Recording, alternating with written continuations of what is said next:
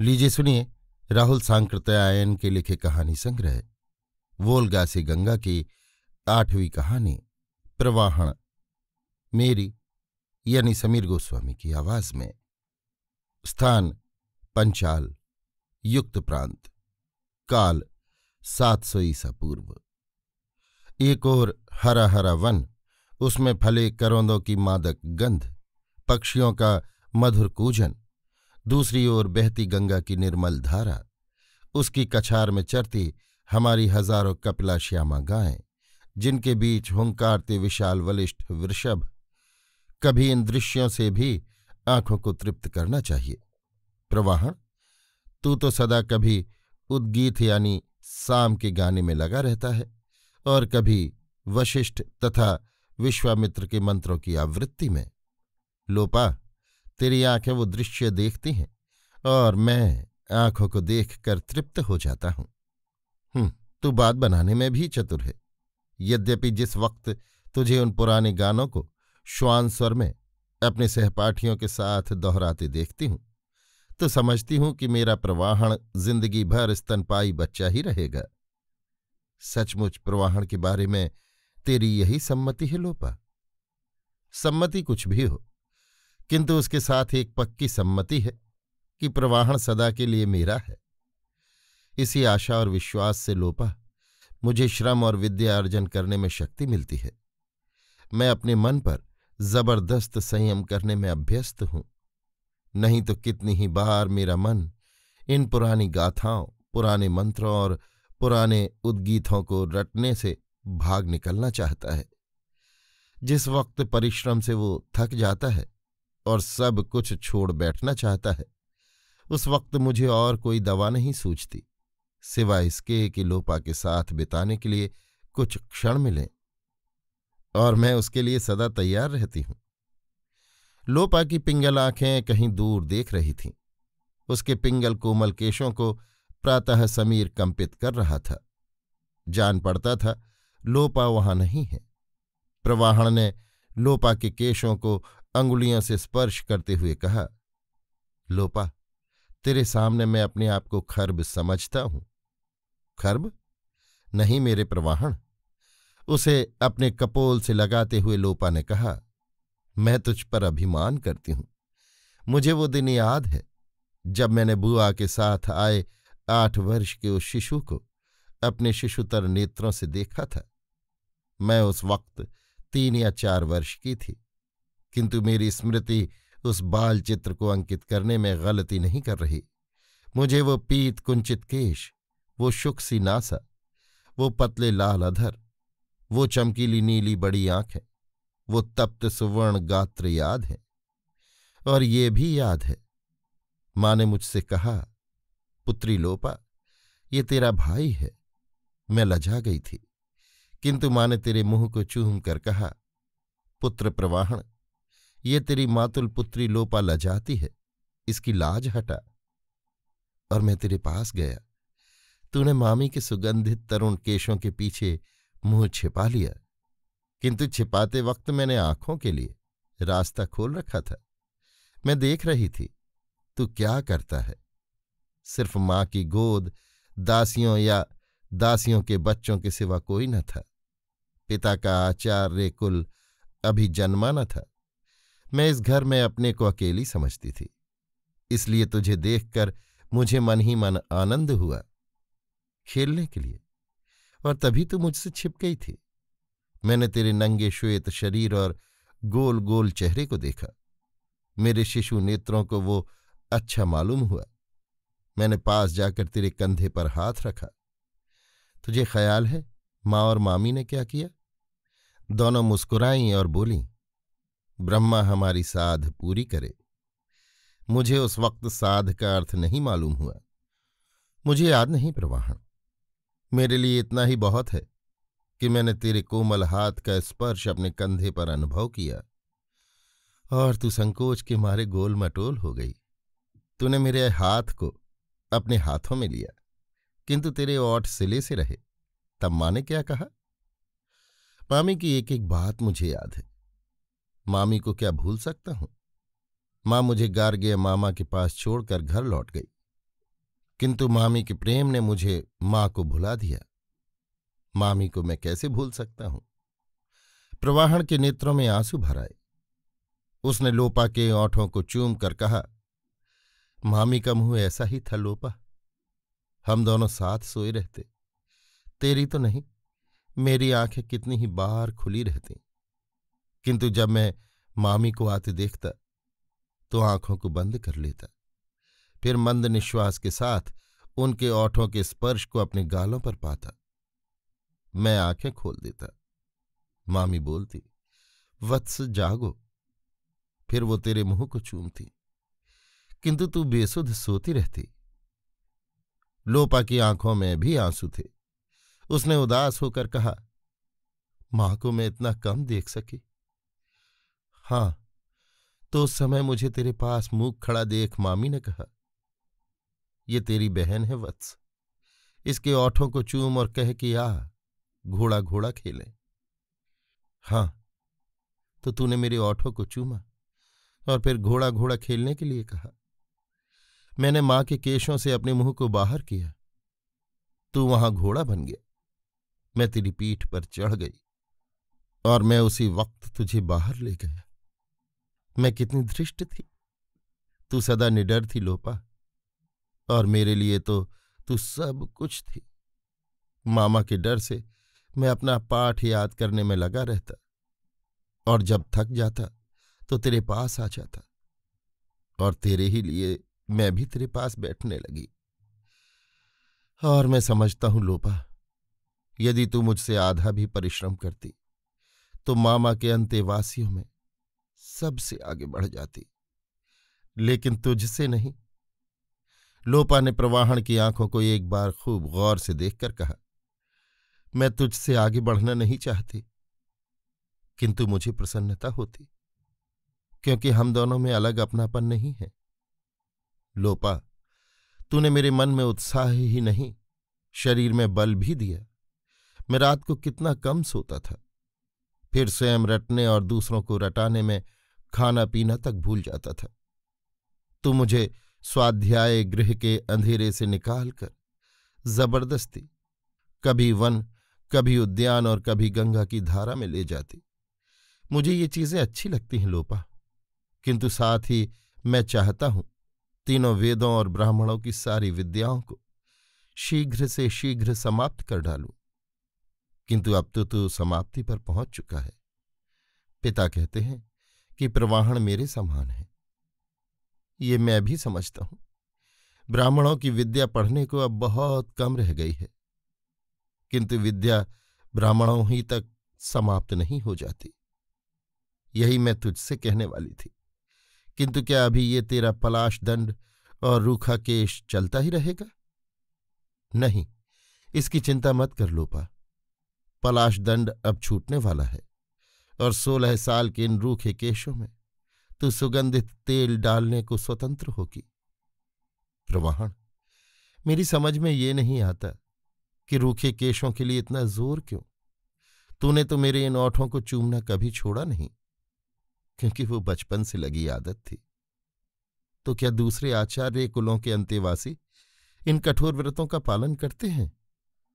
मजबूरी होने पर, नहीं तो लोपा ये सब मान प्रतिष्ठा के लिए किया जाता है। लोग इसे ब्राह्मण कुमारों की कठिन तपस्या समझते हैं। और फिर कुरुराज पिता को गांव, हिरण्य सुवर्ण, दास दासी और बड़वा यानी घोड़ी रथ देते हैं। मेरे घर में पहले ही से दासियां काफी थीं। अब जो हाल में कुरुराज ने 3 और भेजी हैं, उनके लिए यहां काम ही नहीं है। बेच दे लोपा, तरुणी है, एक एक के 30-30 निष्क यानी अशर्फियां मिल जाएंगे। अफसोस, हम ब्राह्मण हैं। हम दूसरों से ज्यादा पठित और ज्ञानी भी होते हैं, क्योंकि हमें उसके लिए सुभीता है। किंतु जब मैं इन दासों के जीवन को देखती हूं तो मुझे ब्रह्मा, इंद्र, वरुण सारे अपने देवताओं, वशिष्ठ, भरद्वाज, भृगु, अंगिरा सारे ऋषियों और अपने पिता जैसे आज के सारे श्रोत्रिय ब्राह्मण महाशालों यानी महाधनियों से घृणा हो जाती है। सभी जगह व्यापार, सौदा, लाभ, लोभ आदि दिखलाई पड़ते हैं। उस दिन कालीदासी के पति को पिता ने कौशल के उस बनिए के हाथ 50 निष्क में बेच डाला। काली मेरे पास रोती गिड़गिड़ाती रही। मैंने पिता से बहुत कहा, किंतु उन्होंने कहा, सारे दासों को घर में रख छोड़ने से जगह नहीं रहेगी, और यदि रखे ही छोड़ा जाए तो वो धन काहे का। विदाई के दिन की पहली रात दोनों कितना रोते रहे, और उनकी वो छोटी 2 वर्ष की बच्ची, जिसका चेहरा सभी कहते हैं पिता से मिलता है, सवेरे के वक्त उठकर कितना चिल्ला रही थी। लेकिन काली का पति बेच दिया गया, जैसे वो आदमी नहीं पशु था। ब्रह्मा ने गोया उसे और उसकी सैकड़ों पीढ़ियों को इसीलिए बनाया है। ये मैं नहीं मान सकती प्रवाहन। तेरे जितना मैंने तीनों वेदों को याद नहीं किया है, किंतु उनको समझते हुए मैंने सब से सुना है। वहां सिर्फ आंखों को न दिखलाई देने वाली वस्तुओं, लोकों और शक्तियों का प्रलोभन या भय मात्र दिखलाया गया है। प्रवाहन ने लोपा के आरक्त कपोलों को अपनी आंखों में लगाकर कहा, हमारा प्रेम मतभेद रखने ही के लिए हुआ है, और मतभेद हमारे प्रेम को और पुष्ट करता है। ठीक कहा लोपा। यदि इन्हीं बातों को कोई दूसरा कहता तो मैं कितना गर्म हो जाता, किंतु यहां जब तेरे इन अधरों से अपने सारे देवताओं, ऋषियों और आचार्यों के ऊपर प्रखर बाण छोड़े जाते देखता हूं तो बार बार इन्हें चूमने की इच्छा होती है। क्यों? क्योंकि हमारे अपने भीतर भी 2 तरह के विचारों के द्वंद्व अक्सर चलते रहते हैं, और हम उनके प्रति सहिष्णुता रखते हैं, इसीलिए कि वो हमारे अभिन्न अंग है। तू भी मेरा अभिन्न अंग है लोपा। तूने शिवी के इन दुशालों को कभी नहीं ओढ़ा, और काशी के चंदन तथा सागर के मोतियों से अपने को कभी नहीं विभूषित किया। प्रिय, इनसे इतनी उदासीनता क्यों? क्या मैं इनमें ज्यादा सुंदर लगूंगी? मेरे लिए तू सदा सुंदर है। फिर इन बोझों को लाद कर शरीर को सांसद देने से लाभ क्या? सच कहती हूं प्रिय, मुझे बड़ा बुरा लगता है जब तू उस भारी बोझ को अपने सर पर मुकुट के नाम से उठाता है, किंतु दूसरी स्त्रियां तो वस्त्राभूषण के लिए मार करती हैं। मैं वैसी स्त्री नहीं हूं। तू पंचाल राज के हृदय पर शासन करने वाली स्त्री है। प्रवाहन की स्त्री हूं, पंचालों की रानी नहीं। हां प्रिय, हमने कब इस दिन की कल्पना की थी। मामा ने हमसे बिल्कुल छिपा रखा था कि मैं पंचाल राज का पुत्र हूं। उस वक्त पिता और क्या करते? पंचाल राज की सैकड़ों रानियों में मेरी एक बुआ भी थी, और पंचाल राज के 10 पुत्र तुझसे बड़े थे। इसलिए कौन आशा रख सकता था कि तू एक दिन पंचालों के राज सिंहासन का अधिकारी होगा। अच्छा, किंतु तुझे ये राजभवन क्यों नहीं पसंद आता लोपा? क्योंकि मैं गार्ग ब्राह्मण महाशाल के प्रासाद से ही तंग आ गई थी। हमारे लिए वो प्रासाद था, किंतु वहां के दास दासियों के लिए, और ये राज प्रासाद तो उस महाशाल के प्रासाद से 1000 गुना बढ़ चढ़कर है। यहां मुझे और तुझे छोड़कर सारे दास दासी हैं। 2 अदासों के कारण दासों से भरा ये भवन अदास भवन नहीं हो सकता। किंतु मुझे आश्चर्य होता है प्रवाहन, तेरा हृदय कितना कठोर है। तभी तो वो कठोर वाग्वाणों को सह सकता है। नहीं, मानव को ऐसा नहीं होना चाहिए। मैंने मानव बनने की नहीं, योग्य बनने की कोशिश की प्रिय। यद्यपि उस योग्यता अर्जन के समय मुझे कभी ये ख्याल न आया था कि एक दिन मुझे इस राजभवन में आना होगा। तू पछताता तो नहीं प्रवाहन मेरे साथ प्रेम करके?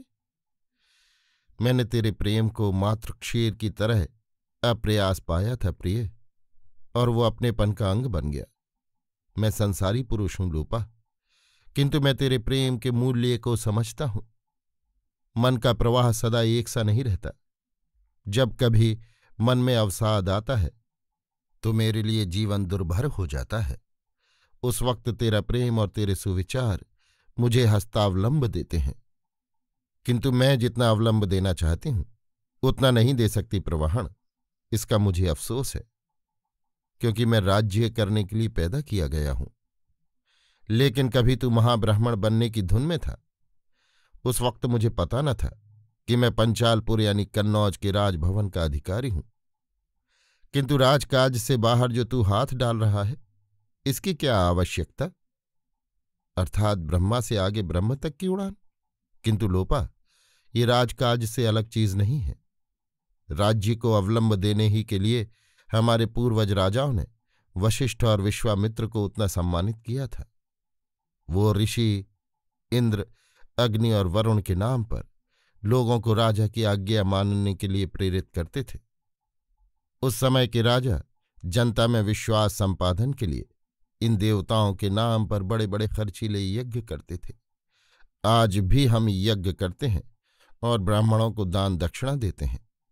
ये इसलिए कि जनता देवताओं की दिव्य शक्ति पर विश्वास करे और ये भी समझे कि हम जो ये गंधशाली का भात, गोवत्स का मधुर मांस, सूप, सूक्ष्म वस्त्र और मणिमुक्तामय आभूषण का उपयोग करते हैं, वो सब देवताओं की कृपा से है।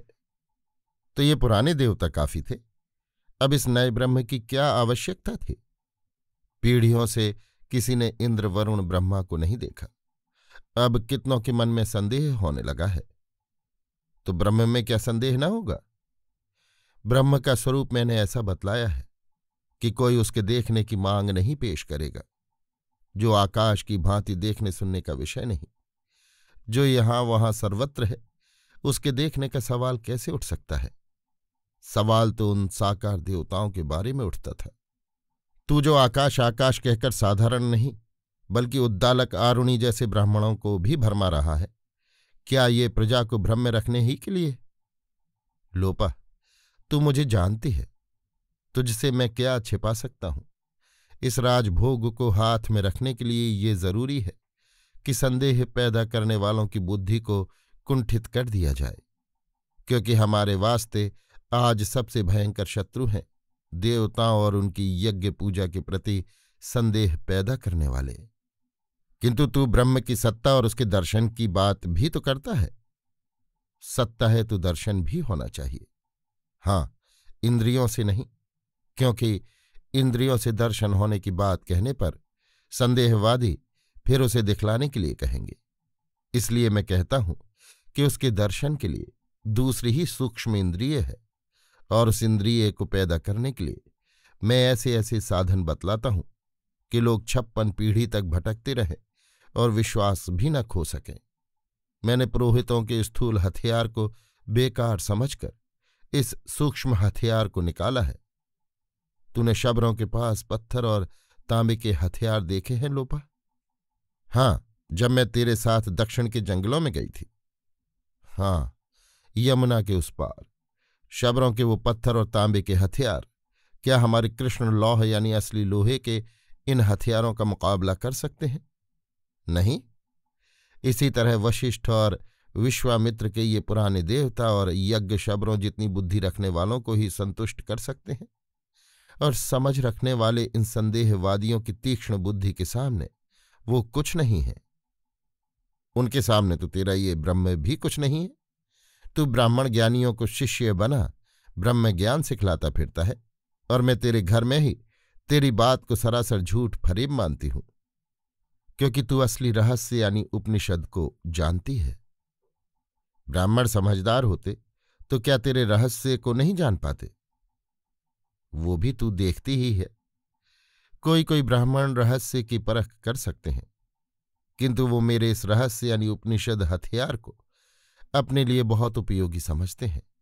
उनकी पुरोहिती गुरुआई पर लोगों को अविश्वास हो चला था, जिसका परिणाम होता उस दक्षिणा से वंचित होना जिससे उन्हें चढ़ने को बड़वा रथ, खाने को उत्तम आहार, रहने को सुंदर प्रासाद और भोगने को सुंदर दासियां मिलती हैं। ये तो व्यापार हुआ। व्यापार, और ऐसा व्यापार जिसमें हानि का भय नहीं।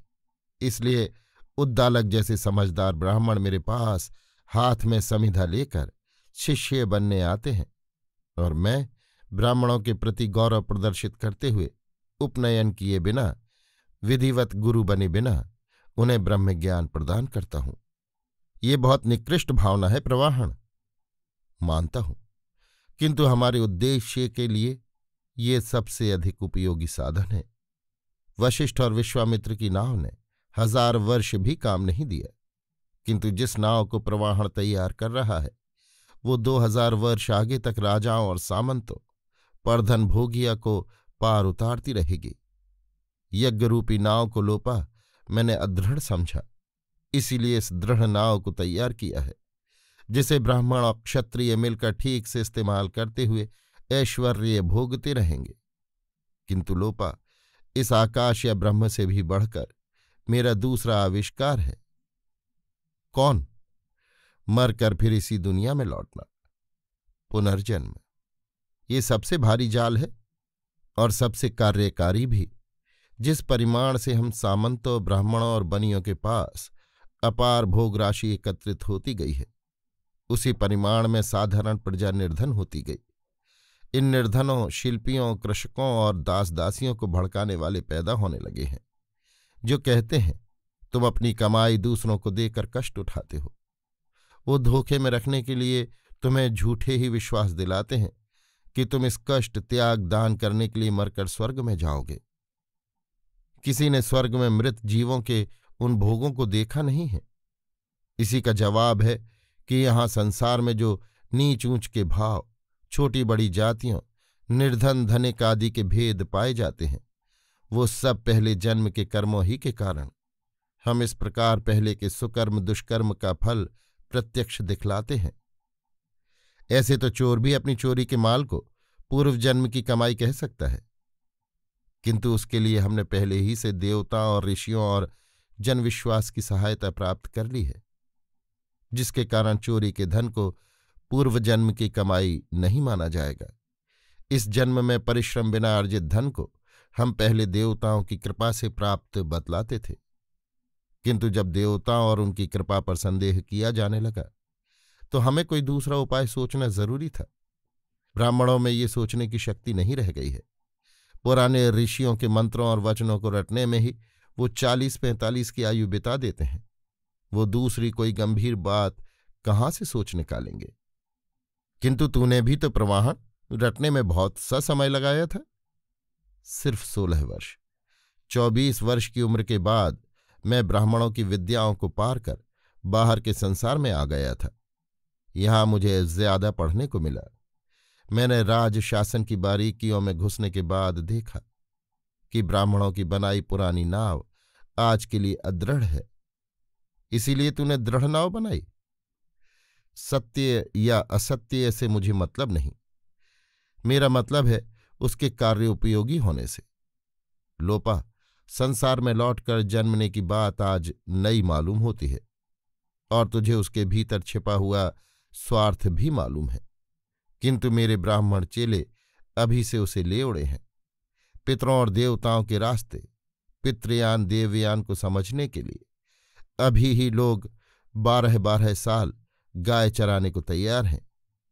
लोपा, मैं और तू यहीं रहेंगे, किंतु वो समय आएगा जबकि सारी दरिद्र प्रजा इस पुनरागमन के भरोसे सारे जीवन की कटुता, कष्ट और अन्याय को बर्दाश्त करने के लिए तैयार हो जाएगी।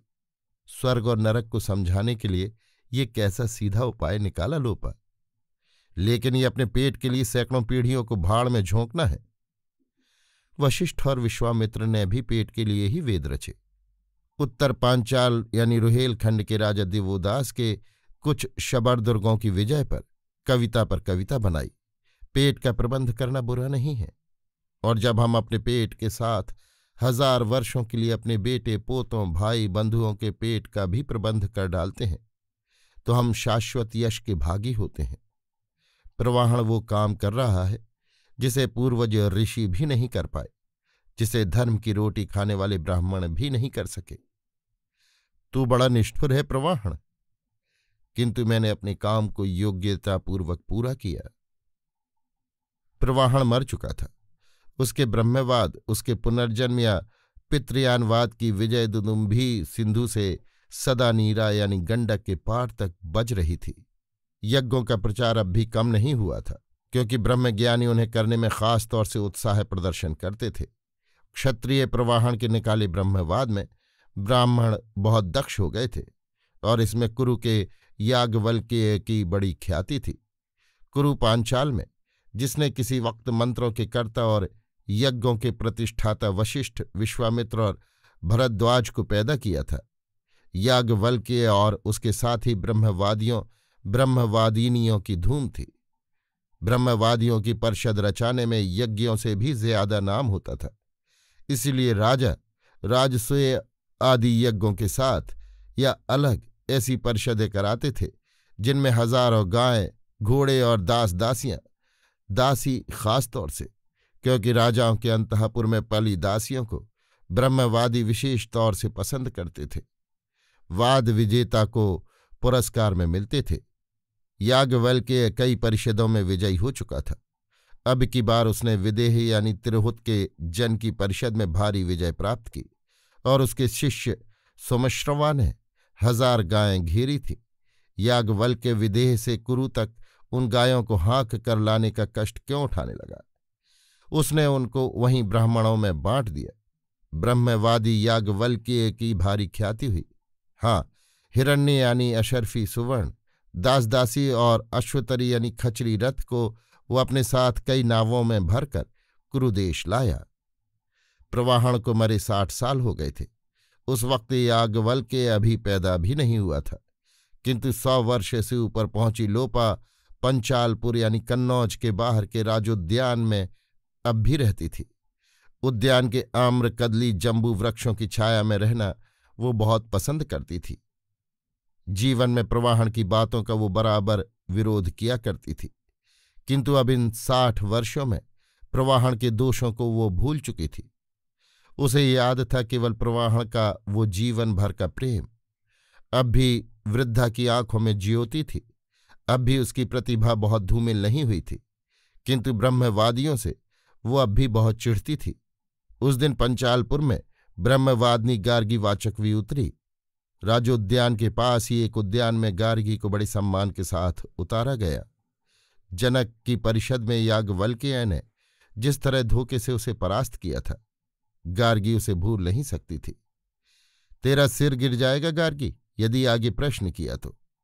ये कोई वाद का ढंग न था। ऐसा उग्र लोहित पानी यानी खून से हाथ रंगने वाले ही कर सकते हैं, गार्गी सोचती थी। गार्गी लोपा के पितृकुल की कन्या थी। लोपा उससे सुपरिचित थी। यद्यपि ब्रह्मवाद के संबंध में वो उससे बिल्कुल असहमत थी। अब की बार याज्ञवल्क्य ने जिस तरह का ओछा हथियार उसके खिलाफ इस्तेमाल किया था, उससे गार्गी जल गई। इसलिए जब अपनी परदादी बुआ के पास गई तो उसके भावों में जरूर कुछ परिवर्तन था। लोपा ने पास आई गार्गी के ललाट और आंखों को चूम कर छाती से लगाया और फिर स्वास्थ्य प्रसन्नता के बारे में पूछा। गार्गी ने कहा, मैं विदेह से आ रही हूं बुआ। मल्ल युद्ध करने गई थी गार्गी बेटी? हाँ, मल्ल युद्ध ही हुआ बुआ। ये ब्रह्मवादियों की परिषदें मल्ल युद्ध से बढ़कर कुछ नहीं है। मल्लों की भांति ही इनमें प्रतिद्वंद्वी को छल बल से पछाड़ने की नीयत होती है। तो कुरु पांचाल के बहुत से ब्रह्मवादी अखाड़े में उतरे होंगे। कुरु पांचाल तो अब ब्रह्मवादियों का गढ़ हो गया है। मेरे सामने ही इस ब्रह्मवाद की एक छोटी सी चिंगारी, सो भी अच्छी नीयत से नहीं, मेरे प्रवाहण ने छोड़ी थी, और वो वन की आग बन सारे कुरु पंचाल को जलाकर अब विदेह तक पहुंच रही है। बुआ, तेरी बात की सच्चाई को अब मैं कुछ कुछ अनुभव करने लगी हूं। वस्तुतः ये भोग अर्जन का एक बड़ा रास्ता है। विदेह में याज्ञवल्क्य को लाखों की संपत्ति मिली और दूसरे ब्राह्मणों को भी काफी धन मिला। ये यज्ञ से भी ज्यादा नफे का व्यापार है बेटी। मेरा पति इसे राजाओं और ब्राह्मणों के लिए भोग प्राप्ति की दृढ़ नौका कहा करता था। तो याज्ञवल्क्य जनक की परिषद में विजयी रहा और तू कुछ बोली या नहीं? बोलना न होता तो इतनी दूर तक गंगा में नाव दौड़ाने की क्या जरूरत थी? नाव में चोर डाकू तो नहीं लगे? नहीं बुआ, व्यापारियों के बड़े बड़े सार्थों यानी कारवां में भटों का प्रबंध रहता है। हम ब्रह्मवादी इतने मूर्ख नहीं हैं कि अकेले दुकेले अपने प्राणों को संकट में डालते फिरे। और याज्ञवल्क्य ने सबको परास्त कर दिया। उसे परास्त करना ही न कहना चाहिए। सो क्यों? क्योंकि प्रश्नकर्ता याज्ञवल्क्य का उत्तर सुन चुप रह गए। तू भी, मैं भी, किंतु मुझे उसने वाद से नहीं बकवाद से चुप कर दिया। बकवाद से? हां, मैं ब्रह्म के बारे में प्रश्न कर रही थी और याज्ञवल्क्य को इतना घेर लिया था कि उसको निकलने का रास्ता न था। इसी वक्त याज्ञवल्क्य ने ऐसी बात कही जिसके सुनने की मुझे आशा न थी। क्या बेटी? उसने ये कहकर प्रश्न का उत्तर मांगने से मुझे रोक दिया। तेरा सिर गिर जाएगा गार्गी यदि आगे प्रश्न किया तो। तुझे आशा न थी बेटी, किंतु मुझे सब आशा हो सकती थी। गार्गी याज्ञवल्क्य प्रवाहण का पक्का शिष्य सिद्ध हुआ। प्रवाहण के मिथ्यावाद को इसने पूर्णता को पहुंचाया। अच्छा हुआ गार्गी जो तूने आगे प्रश्न नहीं किया। तुझे कैसे मालूम हुआ बुआ? इसी से कि मैं अपनी आंखों से तेरे सिर को कंधे पर देख रही हूं। तो क्या तुझे विश्वास है बुआ, यदि मैं आगे प्रश्न करती तो मेरा सिर गिर जाता? जरूर, किंतु याज्ञवल्क्य के ब्रह्म बल से नहीं, बल्कि वैसे ही जैसे औरों के सिर गिरते देखे जाते हैं। नहीं बुआ, तू बच्ची है गार्गी। तू जानती है कि ये ब्रह्मवाद सिर्फ मन की उड़ान, मन की कलाबाजी है। नहीं गार्गी, इसके पीछे राजाओं और ब्राह्मणों का भारी स्वार्थ छिपा हुआ है। जिस क्षण ये ब्रह्मवाद पैदा हुआ था उस समय इसका जन्मदाता मेरी बगल में सोता था। ये राज सत्ता और ब्राह्मण सत्ता को दृढ़ करने का भारी साधन है। वैसे ही जैसे कृष्ण लौह यानी लोहे का खंग, जैसे उग्र लोहित पाणी भट्ट। बुआ, मैंने ऐसा नहीं समझा था। बहुत से ऐसा नहीं समझते। मैं नहीं समझती। जनक वैदेह भी इस रहस्य यानी उपनिषद को नहीं समझता होगा, किंतु याज्ञवल्क्य समझता है, वैसे ही जैसे मेरा पति प्रवाहण समझता था। प्रवाहण को किसी देवता, देवलोक, पितृलोक, यक्ष और ब्रह्मवाद में विश्वास नहीं था। उसे विश्वास था सिर्फ भोग में, और उसने अपने जीवन के एक एक क्षण को उस भोग के लिए अर्पण किया। मरने के दिन से 3 दिन पहले विश्वामित्र कुलीन पुरोहित की सुवर्णकेशी कन्या उसके रनिवास में आई। बचने की आशा न थी तो भी वो उस 20 वर्ष की सुंदरी से प्रेम करता रहा। गायों को दान कर विदेहराज की दी हुई सुंदर दासियों को याज्ञवल्क्य अपने साथ लाया है बुआ। मैंने अभी कहा ना कि वो प्रवाहण का पक्का चेला है। देखा ना उसका ब्रह्मवाद? और ये तो तूने दूर से देखा। यदि कहीं तुझे नजदीक से देखने का मौका मिलता तो देखती बेटी। तो बुआ, तू सचमुच समझती है कि यदि मैं आगे प्रश्न करती तो मेरा सिर गिर जाता? निसंदेह, किंतु याज्ञवल्क्य के ब्रह्म तेज से नहीं बेटी। दुनिया में कितनों के सिर चुपचाप गिरा दिए जाते हैं। मेरा सिर चकराता है बुआ आज, और मेरा सिर तब से चकराता है जब से मैंने होश संभाला। सारा ढोंग, पूरी वंचना, प्रजा की मशक्कत की कमाई को मुफ्त में खाने का तरीका है ये राजवाद, ब्राह्मणवाद, यज्ञवाद। प्रजा को कोई इस जाल से तब तक नहीं बचा सकता जब तक कि वो खुद सचेत न हो, और उसे सचेत होने देना इन स्वार्थियों को पसंद नहीं है। क्या मानव हृदय हमें इस वंचना से घृणा करने की प्रेरणा नहीं देगा? देगा बेटी, और मुझे एकमात्र उसी की आशा है। आज से 108 पीढ़ी पहले की ये कहानी है, जबकि ऊपरी अंतर्वेद में उपनिषद के ब्रह्मज्ञान की रचना आरंभ हुई थी। उस वक्त तक उद्यान और असली लोहा भारत में प्रचलित हो चुका था। अभी आप सुन रहे थे राहुल सांकृत्यायन के लिखे कहानी संग्रह वोल्गा से गंगा की 8वीं कहानी प्रवाहण, मेरी यानी समीर गोस्वामी की आवाज में।